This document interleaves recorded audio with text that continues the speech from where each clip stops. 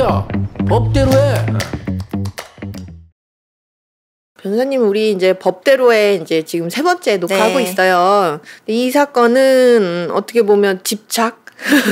집착에 관련된 범죄라고 네. 해야 될까요? 그리고 저희 한동안 그 스토킹 범죄 많이 다뤘었잖아요. 네네. 안전이별부터 시작해서 뭐 많이 맞아요. 다뤘었는데 고한 맥락이라고 보시면 될 것 예. 같아요.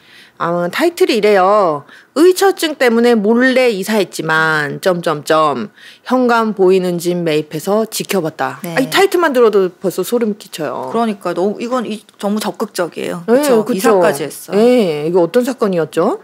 의처증에 시달리다가 네. 그 몰래 이사한 네. 여성을 찾아내서 차에 강제로 태워서 이제 감금까지 한 60대 남성이 예. 항소심에서도 징역형의 집행유예를 선고받은 사건입니다. 그러니까 여성분이 의처증에 시달리다 이사를 몰래 가신 거잖아요. 네. 근데 또 거기를 찾아내가지고 참. 그러니까요. 이 어디예요? 춘천? 춘천이네요. 예. 그래서 이 A 씨 네네. 가해자죠. 네. A 씨는 지난해 5월에 강원 원주시 한 아파트에서 외출하던 B 씨. 네. 그러니까 본인과 여성분? 함께 네. 사실혼 관계 혹은 동거 관계로 같이 생활을 하셨던 분인 것 같아요. 이 여성분이. 네네. 를 발견해서 승용차에 타고 쫓아가서 예. 이 여성분을 강제로 태운 뒤에 예. 44km 가량 떨어진 곳에 내려주는 등 B 씨를 감금한 이 여성분을 감금한 예. 혐의로 이제 재판에 넘겨진 거예요. 얼마나 무서우셨겠어요. 그러니까요. 예. 알고 봤더니 이제 이 여성분과 A 씨가 예. 동거하는 사이였대요. 한 4년 정도. 네네. 근데 이 가해자의 너무 심한 집착, 예. 의처증에 시달리다가 지난해 3월 말쯤에 몰래 강원도 원주 한 아파트로 이사를 하고 예. 이별을 통보를 한 거죠. 여성분이 네. 견디다 못해. 그쵸. 예. 그래서 이제 이 A 씨가 수소문을 한 끝에 네. 이 B 씨가 이사한 아파트를 알아낸 거예요.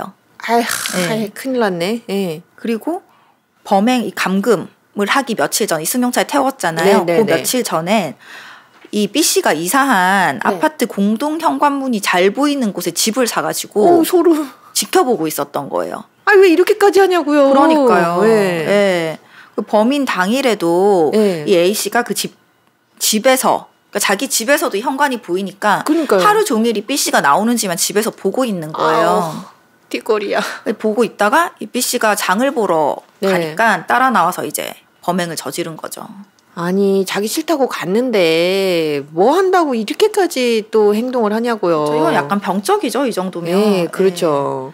이 과정에서 이제 감금을 하는 과정에서 예. A 씨가 내가 너 어디 숨어 있어도 사람 시켜서 찾는다고 하지 않았냐. 사람 시키지도 않고 지가 직접 찾았네 그러니까요. 뭐. 근데 어쨌든 수소문은 했으니까 예. 너 어디 있는지 내가 못 찾을 것 같냐 뭐 이런 말이겠죠. 그래서 그 B 씨의 휴대전화까지 뺐고 막 속도를 높여서 막 위험하게 이제 운전을 해서 44km를 달렸어요. 꽤 간 거예요. 네, 예. 차량을 내리지 못하게 예. 했는데 이게 문제가 예. 이 A 씨의 범행이 이게 처음이 아닌 거예요. 요거 말고 또 있었다는 거죠. 네. 예. 이전에도 이 B 씨에 대한 스토킹 범죄로 예. 접근 금지 예. 잠정 조치 결정까지 받은 거예요. 근데도 또 이렇게 행동을 한 거네요. 네, 그러니까 이제 상당했다는 거죠. 그렇죠. 이 집착과 막 하는 이런 결정이 네. 내려진 거 보면 스토킹 행위까지 했던 상태였던 거죠. 예. 그래서 이제 1심을 맡은 춘천지법에서는 예. 피고인 몰래 이사한 아파트를 알아내서 잘 관찰할 수 있는 집까지 매수한 데다가 예. 사건 당일에는 외출하는 모습 이렇게 지켜보고 있다가 외출하는 모습을 보자마자 바로 따라가서 이렇게 감금 행위를 하는 것처럼 이제 치밀한 모습을 보였다. 그죠? 이거는 완전히 계획 범죄죠. 네네. 예. 그리고 심지어 너 내가 어디 있어도 뭐 못 찾아낼 줄 알아? 막 이런 식으로 얘기한 건 굉장히 위협적인 말이잖아요. 그렇죠. 이런 것들은 다 양형에 불리한 요소다라고 예. 했는데 다만 다만 좀 안 들었으면 좋겠는데. 예. 피고인이 범행을 인정하겠지 뭐 어떡해. 그럼 맞아요. 네. 그리고 피해자와 합의를 했대요. 합의해 주셨구나. 네. 그리고 더는 피해자에게 연락하거나 접근하지 않을 것 등을 다짐하는 점 등을 고려해서 집행유예를 선고를 했대요. 아니 근데 재판 받는데 그럼 이렇게 다짐 안 해요? 그쵸. 재판부에 나가가지고 다짐하지 않는 사람 단 한 명도 본 적 그러니까요. 없습니다. 저는 앞으로도 계속 이 여자 쫓아다닐 겁니다. 이렇게 하는 사람이 있어요? 그렇죠.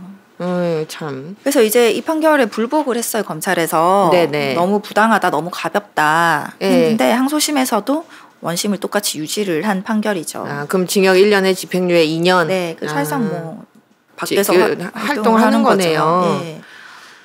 아유, 그러니까 여자분 입장에서는 물론 막 신체적으로 뭐 이제 뭐 상해를 입거나 뭐 그런 건 아니에요. 지금 사안을 살펴보니까. 네.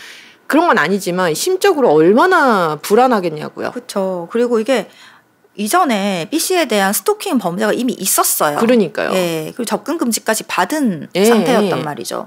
거기다가 그냥 뭐 미행 혹은 집 앞에서 무작정 기다림 이런 게 아니고 감시하기 위해서 그 집이 보이는 곳에 집까지 사가지고 그러니까요. 지켜보고 있다가 지켜보는 것도 끝났어요? 아니에요. 맞아요. 감금 협박하는 범죄 행위까지 나갔다고요. 그러니까요. 이거를 감금 행위 따로 떼서 보고 스토킹 행위 따로 떼서 보면 뭐 별거 아닐 수도 있어. 어떻게 보기에 따라서는. 근데 이미 이거는 강력 범죄의 시작이라고 봐야 되는 하나로 맞아요. 묶어서 봐야 되는 부분이잖아요. 맞아요. 근데 이제 합의하고 있다는 이유로 집행유예가 나온 건데 이 합의 같은 경우도 어떻게 안 해줘요? 그쵸. 여성분 입장에서는 나중에 더 크게 보복당할까봐 합의를 해줬을 그러니까요. 가능성도 상당히 크죠. 맞아요. 그래서 스토킹 범죄에서 이루어지는 그 합의를 그 진정한 피해자가 용서했다는 의미로 그 진정한 합의냐를 재판부가 좀 그거 살펴볼 필요가 있어요. 그러니까 그냥 합의 여부로 같은 경우는 감금에 대해서만 지금 판단이 이루어진 것 같아요. 그렇긴 했죠. 왜냐하면 이제 스토킹 범죄 같은 경우는 반의사 불벌죄이기 때문에 합의를 만약에 해주고 처벌 불원의 의사를 밝히면 이게 공소가 기각돼 버리잖아요. 그래서 아마 이 재판 같은 경우는 이 합의도 감금에 적용을 해서 형량을 좀 유리하게 참작을 해준 것 같은데 그런 것 같긴 그렇다고 하죠. 하더라도 결국 같은 맥락에서 봐야 되는 것인 이상 그렇죠. 집행유예 그러기다 이 감금의 단독 행위만 있었던 것도 아니고 아니잖아요. 스토킹까지 동일한 인물에 대한 스토킹 범죄까지 있었던 상태인데 합의가 있었다는 이유로 감금에 대해서 집행유예 너무 좀 가벼워요. 너무 가볍고 최근에 그 신당역 사건도 있었잖아요. 그렇죠. 재판부가 너무 좀 안일하게 판단을 한 부분도 있지 않나. 맞아요.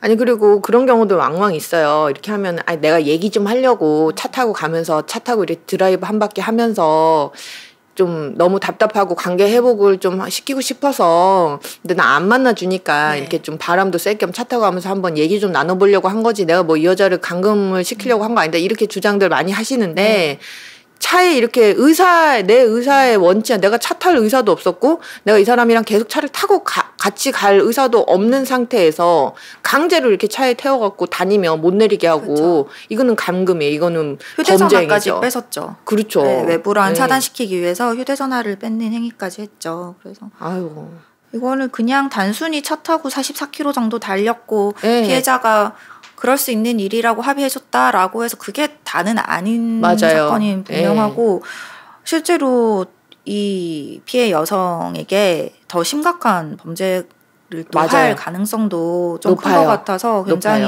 염려가 되는 부분입니다. 그렇죠. 지금 이게 단순하게 이제 뭐 이런 행위 정말 차 태워 갔다 요렇게만 판단을 할 게 아닌 게 이 사건 같은 경우는 그 일련의 과정을 살펴보면 이 남성이 여성에게 보이는 집착 정도가 굉장히 일단 크잖아요. 아니 집까지 사가지고 따라가가지고 그렇게 하는 이제 그 집착 정도 굉장히 크다는 것과 이 남자는 굉장히 규칙이라든지 어떤 명령이라든지 이런 것들을 쉽게 어기는 사람이에요. 그렇잖아요. 지금 접근금지 명령도 뭐 이렇게 있었는데 그 과정에서 뭔가 깨우침이 있고 느낀 바가 있으면 이렇게 의처증 있는 행위 안 했겠죠.